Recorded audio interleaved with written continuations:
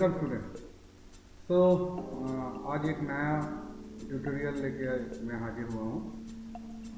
मैं शुभम सर आपके लिए ये जो मेरा मोशन का पार्ट 2 वीडियो है। लास्ट जो हमने पार्ट 1 वीडियो किए थे उसमें हमने देखे थे कैसे कैसे मोशन रेस्ट कंडीशन क्या है, मोशन क्या है, and what is how velocity, what is speed, उसके बीच डिफरेंस क्या है, डिस्टेंस क्या है, डिस्प्लेसमेंट क्या है, उसके बीच क्या डिफरेंस है, दोनों क्या स्ट्रेंथ है। तो ये सारे डिस्कशन किए थे। आप अगर वो वीडियो नहीं देखे हो तो मैं मेरा डिस्क्रिप्शन में दे रहा हूँ, लिंक आप देख लीजिएगा। वो वीडियो में थोड़ा टेक्निकली दिक्कत आया था और बट आई होप आज से ये वीडियो से एटलीस्ट कोई प्रॉब्लम नहीं आए। तो स्टार्ट करते हैं ग्राफिकल रिप्रेजेंटेशन। तो पहले जो क्वेश्चन है कि हमको ग्राफिकली रिप्रेजेंटेशन क्यों सीखेंगे ग्राफिकल रिप्रेजेंटेशन, और ये होता भी क्या है। देखिए, ग्राफिकल रिप्रेजेंटेशन जो होता है ये बहुत एंशिएंट टाइम से हमारे बीच में है। जब ये फॉर्मूला भी नहीं था, ये डिस्टेंस कैसे, वेलोसिटी कैसे मेजर किया जाता है, ये फॉर्मूला तो बहुत बाद में है। इससे पहले से बहुत पहले से दुनिया चल रही है, इससे पहले से बहुत सिविलाइजेशन चल रहा है। जब भी बहुत कुछ कैलकुलेशन करना पड़ता था, एक्यूरेट मेजरमेंट करना पड़ता था, तभी ये ग्राफिकल रिप्रेजेंटेशन से ही होता था। तो ये ग्राफिकल रिप्रेजेंटेशन है नाउअडेज। ये यहाँ पे अगर लगता है हम बोलेंगे तो हम बोलेंगे जहाँ पे बहुत क्रिटिकल एनालिसिस है, कैलकुलेशन बहुत क्रिटिकल है और लॉन्ग डिस्टेंस का मेजरमेंट है, वहाँ पे हम ग्राफिकल रिप्रेजेंटेशन। तो ये कैसे करते हैं, अभी हम आ जाते हैं थोड़ा। So, graphs provide a convenient method to present basic information about a variety of events. For example, in a telecast of a one-day cricket match, vertical bar graph shows the run rate of the team in each over. As you have studied in mathematics, a straight line graph helps in solving a linear equation having two variables. देखो, ये एक vital चीज़ जो इधर लिखा हुआ है, आज एक क्रिकेट मैच में अपर ओवर कितना रन हुआ, कितना विकेट गिरा, क्या था रन रेट, ये वगैरह अगर आप कैलकुलेशन करके एक चार्ट में किसी को दो, वो देखने का टाइम सबके पास है नहीं। बट अगर आप 50 ओवर का एक ग्राफ दे दो, एक बार ग्राफ दे दो, तो वो एक बार आँख बुलाने से उनको समझ में आ जाएगा कि क्या है। मतलब पूरा जो जिस्ट है वो एक पेज में एक जगह पे छोटा से आ गया, जो एक बार आप बुलाने से उसमें आपको समझ में आ जाएगा कि क्या हुआ। So that is the importance of graphical representation of anything. So to describe the motion of an object, we can use line graph. In this case, line graph shows dependence of one physical quantity such as distance or velocity on other quantities such as time. So we know the graph we have minimum of two quantities. Now these two quantities, one may be taken as a distance, another may be taken as a time, or you may take a velocity, you may take a time. So depending upon the two variables, the graph names are determined. Like if I take, see, I just show you here.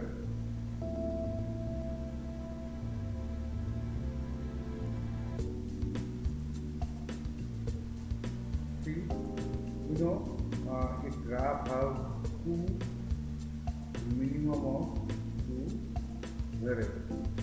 This is the y-axis variable. Now if we take the x-axis variable is time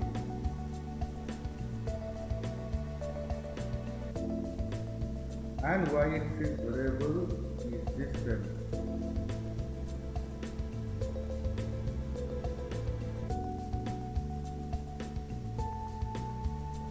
Then this graph we will call distance time graph.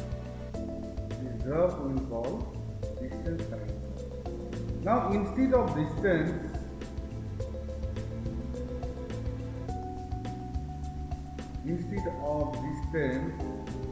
if we use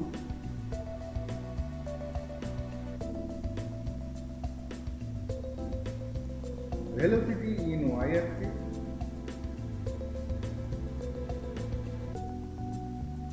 then that graph will be called velocity.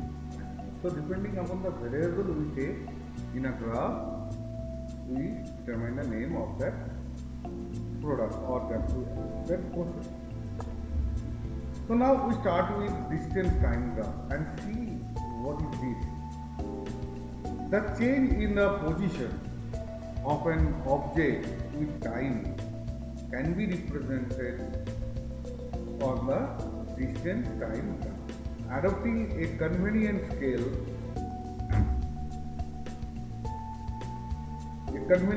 of choice. In this graph, time is taken along the x-axis and distance is taken along the y-axis. And distance time graph can be employed under various conditions where the object move with uniform speed, non-uniform speed or remain lazy. So see the first example is shown over here. Now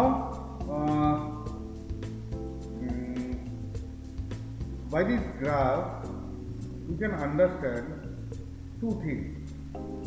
One, the first question we have to understand, the first thing we have to learn, that is the product line.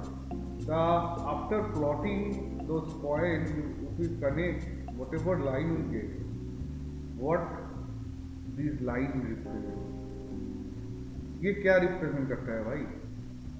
ये तो line तो हो गया, देखो इधर distance है, इधर time है, तो डिस्टेंस टाइम ग्राफ में जो भी लाइन आपको आफ्टर प्लॉटिंग आता है, mind it, this line represent speed और velocity. If it is distance by time, then it represents speed. If it is displacement by time, then this line represents velocity. Now,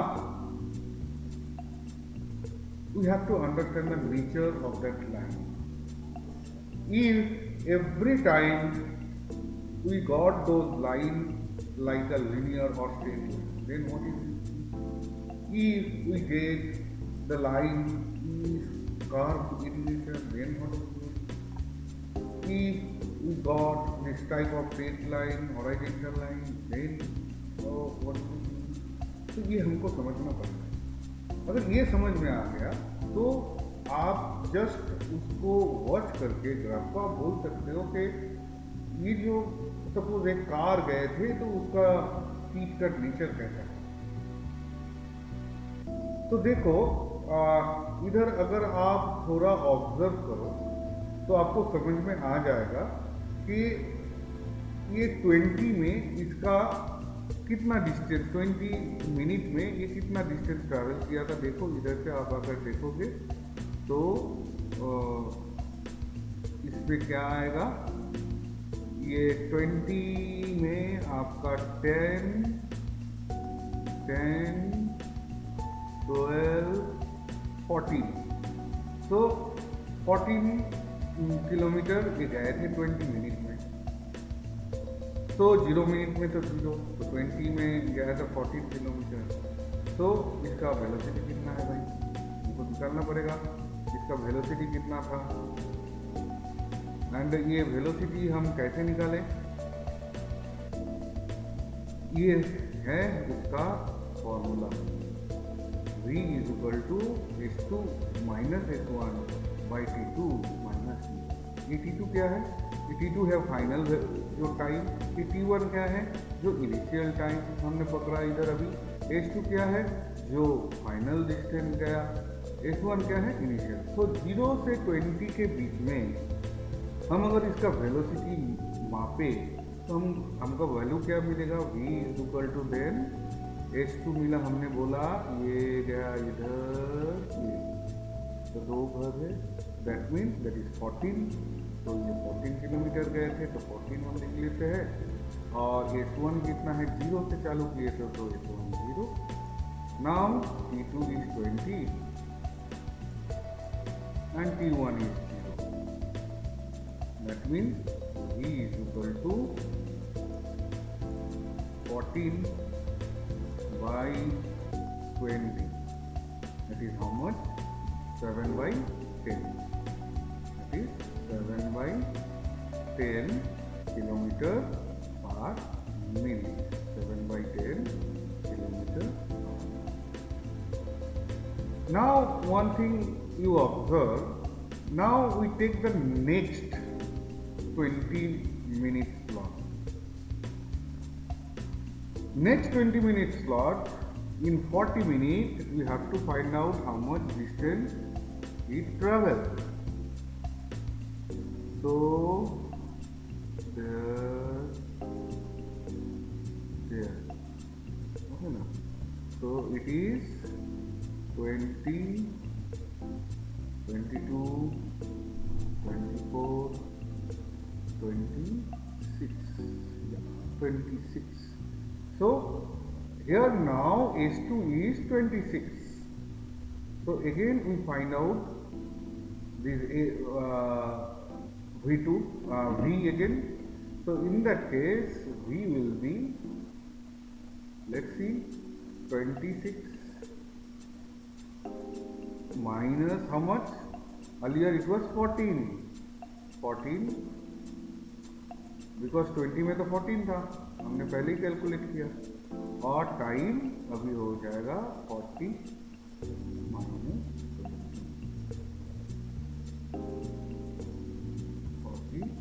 minus 20.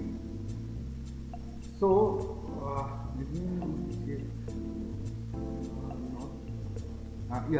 sorry, it is 28. Here it does not. It is 28. So 28 minus 14, 40 minus 20. So finally we get 14 by 20. 14 by 20, and again the velocity came 7 by 10 kilometers per hour. So what does it mean? देखो, हम every अगर 20 minute interval में मापे तो हमको same velocity आ रहा है जो पहले 0 से 20 वाला इंटरवल में मापे थे, अभी भी 7 by 10 किलोमीटर पर मिनट आया था, अभी भी 7 by 10 किलोमीटर पर मिनट आया। तो हर ड्यूरेशन में सेम वेलोसिटी आ रहा है। इसका मतलब क्या है, लास्ट क्लास में हमने बोले थे कि इक्वल टाइम इंटरवल में और इक्वल डिस्टेंस अगर ये ट्रैवल करता है देन इसको हम यूनिफॉर्म वेलोसिटी बोलते हैं और यूनिफॉर्म स्पीड में ये जा रहा है। तो देखो, अभी ये अगर ग्राफ को हम देख ले, हम ये ग्राफ को देख के बोल सकते हैं, अगर ग्राफ डिस्टेंस टाइम ग्राफ में प्रोडक्ट लाइन स्ट्रेट लाइन है तो हम बोल देंगे कि भाई ये तो यूनिफॉर्म मोशन में चल रहा है। हमको ये प्राइमरी जो नॉलेज हमको आ गया कि ये अगर स्ट्रेट लाइन होगा तो ये यूनिफॉर्म मोशन में चल रहा है।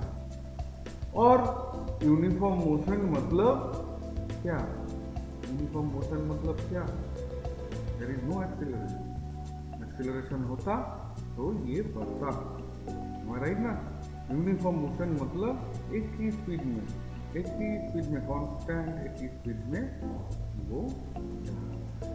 So this is the distance time graph, the first case.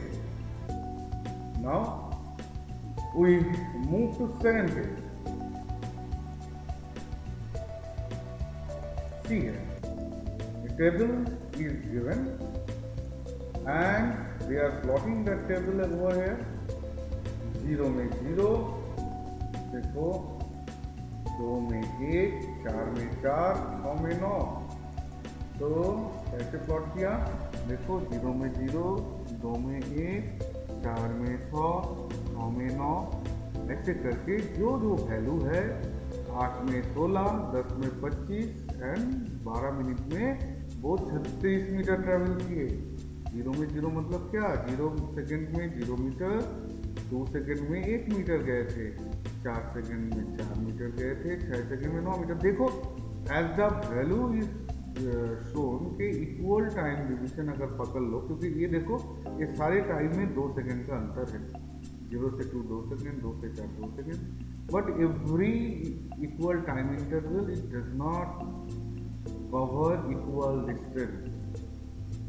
सो ये चार्ट देख के भी हमको पता चल जाता है कि ये नॉन यूनिफॉर्म मोशन है, एंड अगर ये नॉन यूनिफॉर्म मोशन होता है तो डेफिनेटली जो प्रोडक्ट लाइन आपको आया ये तो स्ट्रेट लाइन नहीं है भाई, ये तो कर्व है। देखो इधर से कर्व हो गया, ये तो स्ट्रेट लाइन है ही नहीं।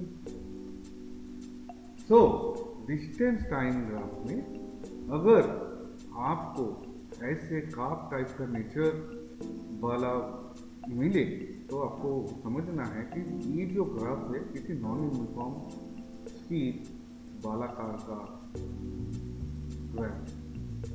Now the question is in a non uniform अगर ये हो तो आप कैसे निकालोगे, आपको वेलोसिटी सेम, ये वाला डिफरेंस में कितना डिस्टेंस गया, ये वाला डिस्टेंस में कितना टाइम लगा, डिवाइड करके आपको मिल जाएगा। तो ये तो एक प्रोसेस है। अभी देखते हैं ये दूसरा टाइप का वेलोसिटी टाइप का। अच्छा एक चीज़ मैं बताना चाहता हूँ कि ये जो बुक है, ये बुक में 2 टाइप का ही आपका डिस्कशन है। मैं एक थर्ड टाइप का आपको देता हूँ, आप कोशिश करो कि ये क्या है। Suppose this is a distance, now the product is look like that.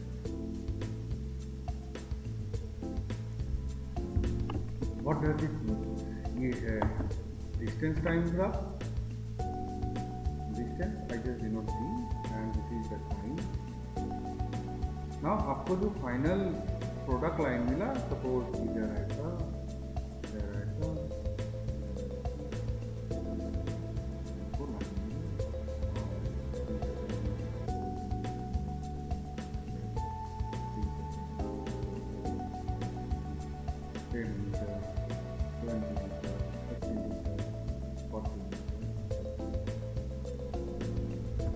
Can you tell me what does this graph represent?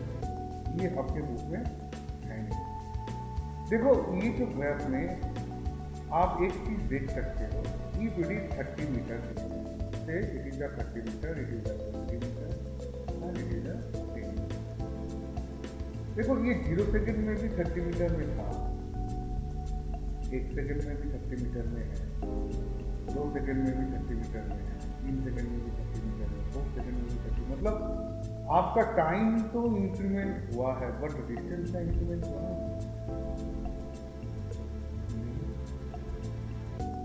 अब डिफरेंट डेफिनेशन में आ जाओ कि according to the time if distance any object given in a same position, then that object will be in a rest condition. Means ये जो object था, ये object rest condition में था, तो ये कोई रेस्ट कंडीशन का ग्राफ होगा distance time graph of rest condition. तो आपको अगर हॉरिजॉन्टल लाइन से पैरेलल मिले कोई ग्राफ डिस्टेंस टाइम ग्राफ को करे, तो इसका मतलब क्या है, the object is in rest condition.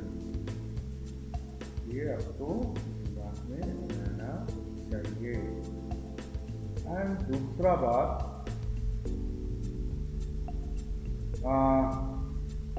चलो ये दूसरा बात बाद में